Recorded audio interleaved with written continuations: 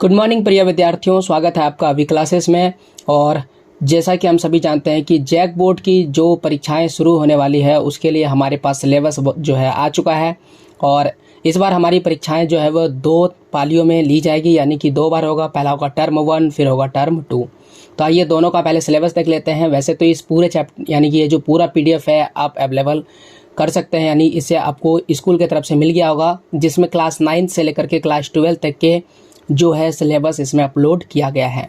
तो आइए आज हम लोग क्लास 9 के हिंदी का देखते हैं सिलेबस क्या है, और बाकी सारे भी हम लोग एक एक करके देखते चलेंगे। तो आज हम लोग देखने वाले हैं हिंदी, और ये जो हिंदी है ये क्लास 9 के लिए रहेगा। और इस क्लास 9 के हिंदी में हमें 2 किताब पढ़ना होता है। पहला जो किताब है उसका नाम है क्षितिज, और जो दूसरा किताब है उसका नाम है कृतिका। ये ठीक है, तो हमें 2 किताब पढ़ना पड़ता है। तो आइए हम लोग दोनों ही किताबों को बेहतर तरीके से देखते हैं। और ये पहला क्षितिज किताब है, और इसमें 2 खंड होता है। पहले खंड को हम कहते हैं काव्य खंड, और जो दूसरा खंड होता है उसे हम कहते हैं गद्य खंड।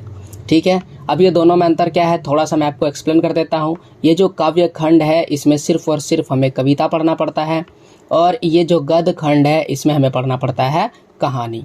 तो हम लोग एक एक करके टिक करेंगे। बच्चों के मन में जो पहला सवाल आता है कि कौन कौन से चैप्टर हटा दिए गए हैं और कौन कौन से चैप्टर जो है वो इस बार यानी कि इस 2022-23 के सेशन में हमें पढ़ना है। तो यहाँ पर मैं किताब भी ले लिया हूँ। आप भी अपना बुक जो है ओपन कर लीजिए, और अपने बुक में क्या कीजिएगा, सारी चीज़ों को टिक लगाते चलिएगा, ताकि आपको समझ में आ जाएगा कि कौन सा चैप्टर पढ़ना है और कौन कौन सा चैप्टर नहीं पढ़ना है। तो इसको हम लोग टर्म बाय टर्म जो है टिक लगाएंगे। सबसे पहले आइए हम लोग देखते हैं टर्म 1 में कौन कौन सी कविताएं या कौन कौन सी कहानी पढ़ना है। यहाँ पर साफ साफ लिखा हुआ है कि इस तरफ जो भी चीज़ें लिखा गया है वो टर्म 1 के लिए दिया गया है, यानी कि प्रथम पाली की परीक्षा, प्रथम पाली नहीं, यानी कि प्रथम जो शाब्दिक परीक्षा होगा उसके लिए है। आइए देखते हैं, टिक करते हैं। सबसे पहले कविता की बात कर लेते हैं। कविता में हमें पढ़ना है कबीर के बारे में, और फिर ललित के बारे में पढ़ना है। कबीर में साखियाँ और शबद पढ़ेंगे, फिर वाक पढ़ेंगे ललित के, फिर रसखान के सवैये पढ़े जाएंगे, और फिर माखन लाल चतुर्वेदी की एक कविता है कैदी और कोकिला। तो इस तरह से हमारे पास कितना पढ़ना पड़ेगा, 1, और ये हो गया 2, ये हो गया 3, और ये हो गया 4। आपको 4 कविता पढ़ना है। आइए टिक लगाते हैं बुक में। अभी बुक ओपन कीजिए और कविता को टिक लगाइए। सबसे पहले हमें कबीर के बारे में पढ़ना है, सखियाँ और शबद। तो ये पढ़ना है टर्म 1 में, तो हम यहाँ पर टर्म 1 लिख देते हैं। फिर हमें ललित के वाक पढ़ने हैं, टर्म 1 में इसे पढ़ना है, तो यहाँ पर हम टर्म 1 लिख देते हैं। फिर रसखान के सवैये पढ़ना है, जी हाँ, तो इसमें भी हम टर्म 1 लिख देते हैं। फिर माखन लाल चतुर्वेदी की कैदी और कोकिला पढ़ना है, तो इसमें भी हम लोग टर्म 1 लिख दिए। ये सारी चीज़ें टर्म 1 में पढ़ी जाएगी।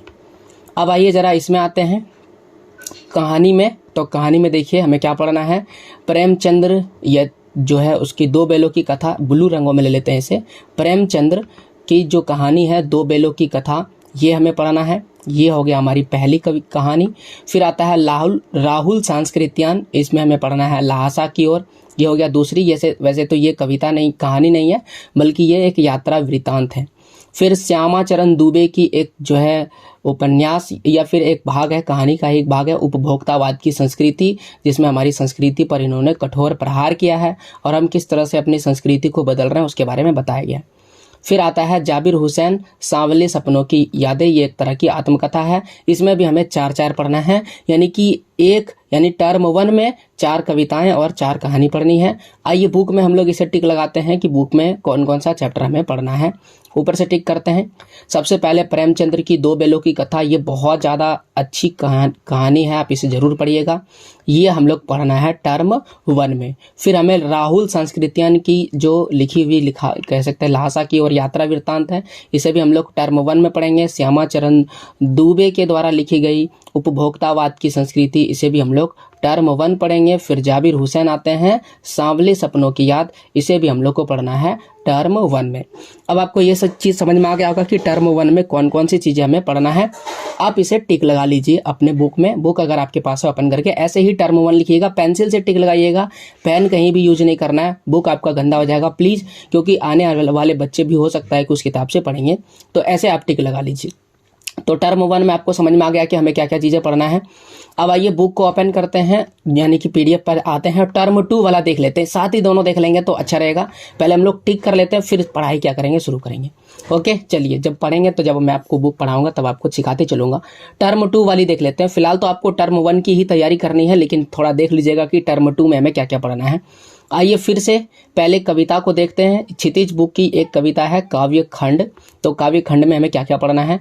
कविता की अगर हम बात करें, काव्य खंड मतलब कविता होता है, तो सुमित्रानंद पंत की कविता ग्रामश्री पढ़ना है, ये हो गया पहली कविता। फिर देखते हैं केदारनाथ अग्रवाल जी द्वारा लिखी गई कविता चंद्रगहना से लौटती बैर, यह हो गया दूसरी कविता। फिर सर्वेश्वर दयाल सक्सेना जी की कविता मेघ आए पढ़ना है, यह हो गया तीसरी कविता। फिर चंद्रकांत देवताले द्वारा महाराज की दिशा, ये जो है ये चौथी कविता है।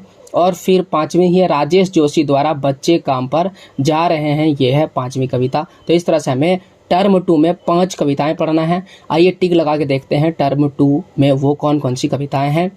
तो ये 5 बच ही जाता है। देखिए ये सुमित्रानंद पंत द्वारा जो है ग्रामश्री, ये हमें पढ़ना है टर्म 2 में, तो यहाँ टर्म 2 लिख देते हैं।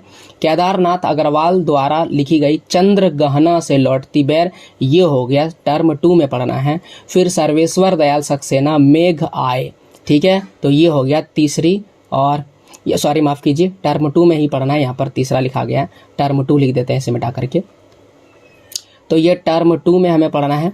और फिर चंद्रकांत देवताले द्वारा लिखी गई यमराज की दिशा, ओके यहाँ पर होगा यमराज की दिशा, और ये भी हमें टर्म 2 में पढ़ना है। और राजेश जोशी द्वारा लिखी गई ये बच्चे काम पर जा रहे हैं, ये भी हमें टर्म 2 में ही पढ़ना है। तो अगर आप यहाँ पर देखें तो यहाँ पर जो है सारी चीज़ें देखिए, यमराज लिखा गया है, ये यमराज की दिशा है, ठीक है, याद रखिएगा। और चंद्रगहना से लौटती बैर, ये भी ठीक है, ये भी हम दिखा दिए आपको, चंद्रगहना से लौटती बैर, तो ये मराज नहीं यमराज, ठीक है। यहाँ पर बुक में भी लिखा हुआ है यमराज की दिशा, तो आप देख सकते हैं ये यमराज की दिशा है, यहाँ पर देख सकते हैं यमराज की दिशा। अब आइए देख लेते हैं गद्य खंड के विषय में। गद्य खंड का मतलब कहानी वाला हम लोग को देखना पड़ेगा। तो यहाँ पर से कहानी वाला शुरू होता है। इससे पहले कविता के बारे में देखे थे। तो अगर हम कहानी वाला का बात करें तो जितने भी कहानियां, जैसे कि ये अगला है, और यहाँ पर लिखेंगे चपला देवी, ये देखिए चपला देवी लेखक है, और यहाँ पर है नाना साहब की पुत्री देवी मैना को नष्ट कर दिया गया, ओके 6 नंबर है। इसके बाद हरिशंकर परसाई है, और ये है प्रेमचंद्र के फटे जूते। फिर महादेवी वर्मा के मेरे बचपन के दिन है, और फिर हजारी प्रसाद द्विवेदी के एक कुत्ता और एक मैना, ये सारी कहानियां हैं, यानी ये गद्य खंड में आते हैं।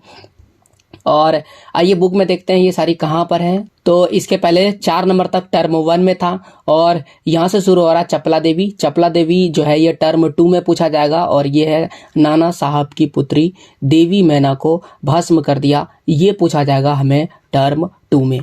फिर आता है हरिशंकर परसाई प्रेमचंद्र के फटे जूते, ये भी हमें टर्म 2 में पूछा जाएगा। महादेवी वर्मा इनके द्वारा लिखे गए मेरे बचपन के दिन, ये भी हमसे टर्म 2 में पूछा जाएगा। फिर हजारी प्रसाद द्विवेदी एक कुत्ता और एक मैना, ये भी हमसे टर्म 2 में पूछा जाएगा। तो इस प्रकार से आप देख सकते हैं कि एक भी चैप्टर को छोड़ा नहीं गया है, बल्कि इसे टर्म 1 और टर्म 2 में बांट दिया गया है।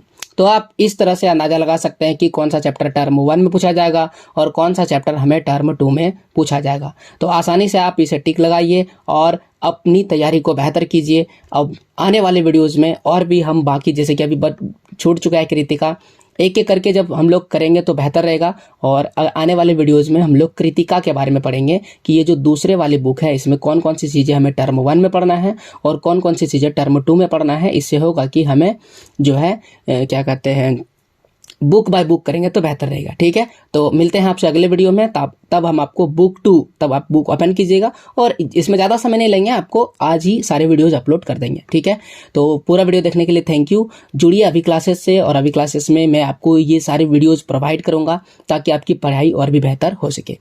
तो थैंक यू, लव यू, जय हिंद, जय भारत, वंदे मातरम।